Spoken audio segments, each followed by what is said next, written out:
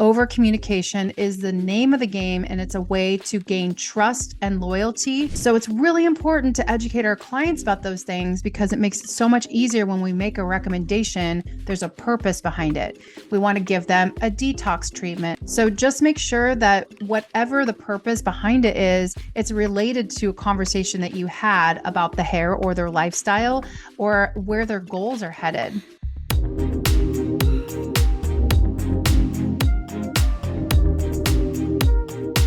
Welcome back to the Successful Stylist Academy podcast, my friends. And I am your host, Ambrosia Carey.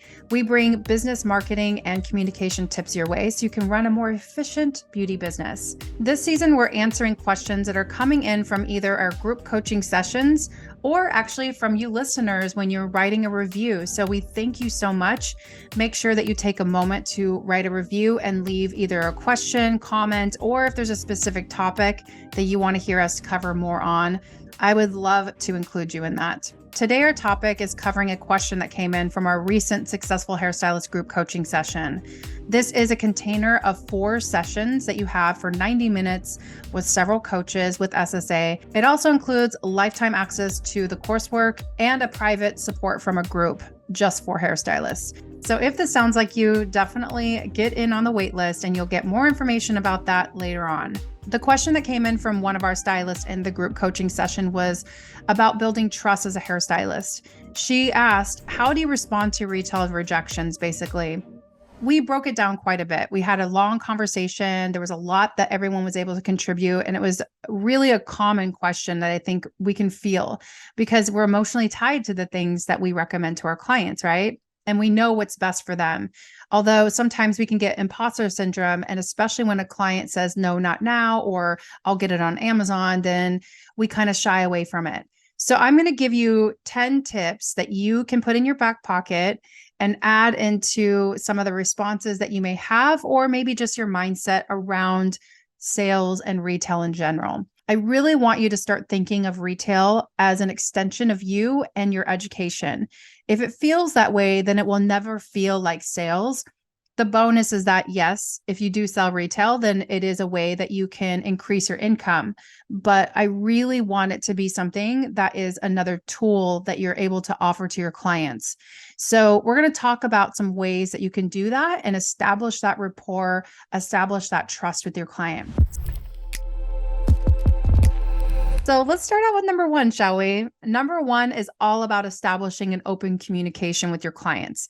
So if you're engaging in an active listening and understanding your clients' needs or their preferences, or even their hair goals, it's so much easier to educate your clients on how to do that the safest way or to make it easiest and what they need to do in order to take care of their hair before or after that appointment. This makes educating our clients so much easier because the product that we're using on their hair as we're using it, there's a purpose behind it. And so we're really just explaining. It's all about over communication. And that was something that I learned from one of my coaches a long time ago, that over communication is the name of the game. And it's a way to gain trust and loyalty because a client is hearing repetition and they feel like they're really being taken care of. And that's what it's all about. Number 2 is to provide expert advice. Yes, we are experts. And I know that that's probably not any new news to you. But when we offer professional guidance and we make a recommendation, we are basing this off of our expertise and understanding their hair type, their texture, and even just knowing their lifestyle. So if you really understand those 3 things, for example, if you know that your client is working out every single day, she's sweating on her hair. Hair is porous. We have salt. We have all kinds of chemicals in our sweat. And what happens to that? The hair soaks that up. If they're not washing that out, they're going to get mineral deposit buildup on the hair. So it's really important to educate our clients about those things because it makes it so much easier when we make a recommendation. There's a purpose behind it. We want to give them a detox treatment, or we want to show them what kind of shampoo they can use in order to chelate the hair. That sort of recommendation is coming with a purpose or an intention in mind. So then it makes it easier for them to understand the maintenance and longevity of that recommendation, but it also makes it so much easier for us to actually talk about a product rather than just being like, Do you need a shampoo or conditioner? Or when you're making a personalized recommendation, you're problem solving and you're offering a product based on your own experience and how to maintain that hair. So just make sure that whatever the purpose behind it is, it's related to a conversation that you had about the hair or their lifestyle or where their goals are headed. Number three can be a little bit tricky because it's a little bit of a mindset shift. Rather than seeing it as you're recommending a product and they say no, think of it as you're making a recommendation because you really believe in it, and you'll revisit it later if they say no. No just means no now. It doesn't mean no forever. So, number three is to respect their choices. And if you make a note on that recommendation, then you can always revisit that at another time.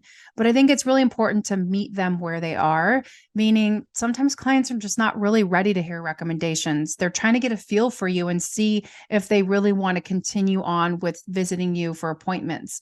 And that's not a bad thing. It's really important, as a matter of fact. The whole thing that we talk about in marketing is you want to market to the right person. So you want the right person coming to see you day in and day out. That's what makes it feel like less work. So when you have the perfect client sitting in your chair who could be a friend or an extension of you, then it makes it so much easier to recommend a product and they'll trust you more. So you won't have that pushback as much. Okay, where were we? Number four is offering alternatives. And when you're offering alternatives, when a client declines something, it might be for something that they're embarrassed to say.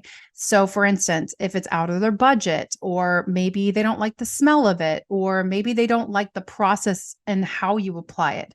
So find out a little bit more about their routine and how they like to use products and what is important for them in a product. And then it makes it easier to offer an alternative recommendation. Okay, number five, we want to make sure that we're personalizing the experience. When you're personalizing an experience, you're really tailoring a recommendation based on the interactions that you have with that client. So each client's unique personality and their preferences kind of help you decide on what you want to recommend to them.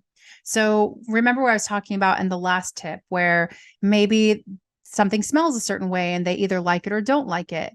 They like the way it feels. They like the hold. They like the upkeep, or maybe they like the application. Maybe they want a spray instead of a cream, or vice versa.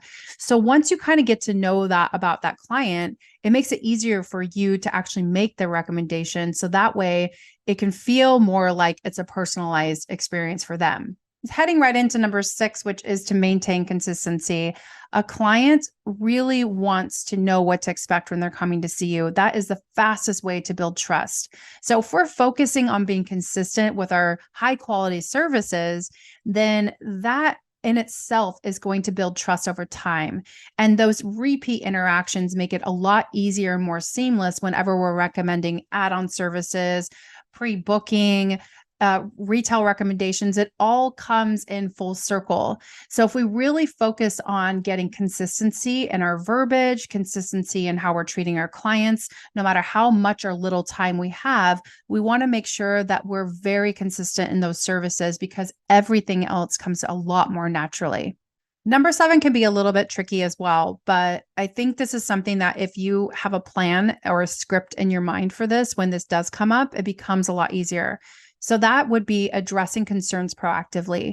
That means you have to anticipate potential concerns and address them before they actually happen. So what that means is if you have a client that is buying things on Amazon, tell them, that's awesome. I buy a lot of things on Amazon too. I would just warn you, like anything that you put on your skin or your hair, I would not get it on Amazon because of product diversion and gray marketed items. So that means you have to do a little bit of homework to learn more about product diversion and gray marketed items. That's also something that you can post on your website. You can put on your social media channels. Like, it's really important to talk about that with clients, because you're educating them on how products work, and that just because it's being sold online doesn't mean it's coming from a reliable source, and it could even be dangerous. Okay, number eight, we want to make sure that we are embracing education.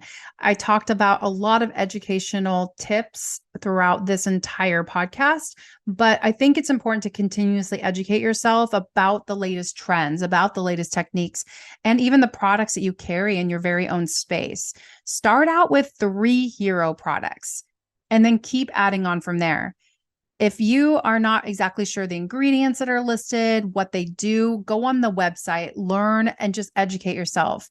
Even make a specific day out of it or have that as a running list that you would do between clients if you have openings. It will really help you out in the long run because the more educated you are about the product, the easier it is for you to make that recommendation because you'll have a lot more knowledge in that product, but you'll also have a lot more confidence. You'll have more confidence in what's in the product. You'll have a lot more confidence in the way you carry yourself, and you'll have a lot more confidence when you're actually delivering it to your client as well. So it's really amazing how it can come full circle when we educate ourselves exactly what it is that we are recommending, rather than it being like, it's a great heat protectant and it smells great. I mean, those are all great things too, but really understanding why it is that you're recommending something, it really impresses the client. And it also makes us feel really good too about making that recommendation.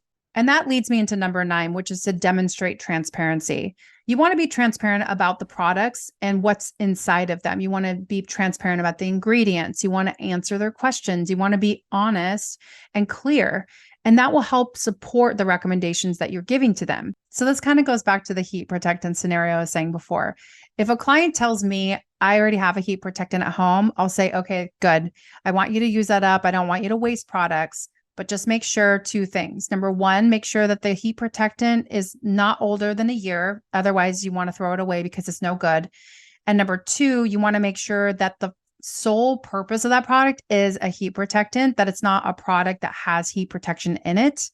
If you're not sure, this is why I'm recommending this product, because it is 100% heat protectant. And then you can add your other products on top of it. But that's like a script that I have gotten to know in time about how I can educate my clients and give them something to look out for. So a lot of times when I'm educating my clients about it, they'll respond with, oh, I think mine's probably pretty old then, so I should probably throw it away. So you help them make that decision, but ultimately we want to really keep in mind that it is their decision. We can educate them all day long, but it's up to them to decide, just like for us when we purchase things as well. Okay, last but not least, this is my final tip for the day before we close it down, and it is to follow up recommendations after the appointment. A lot of times clients are just not ready to purchase things right then and there, and that's okay. So we want to make a list of that. A lot of times I'll make notes under their name. If you don't have a way of taking notes, then I would write it down somewhere or keep track of it on your phone and organize it. A lot of times scheduling tools have that available as well. But when you do that, make sure you follow up, because a lot of times that's what happens. A client, they leave, they go back to their normal lives again. And then lo and behold, they're at Target or a grocery store and they see something and they're like, oh yeah, that's right. I forgot. I need to go grab X. And then they go try to find something that's close enough to it. So that's where you can actually send them a link, or you can send them information, or you can even give them some more information on the product that you recommended and let them know that you have it on file for them.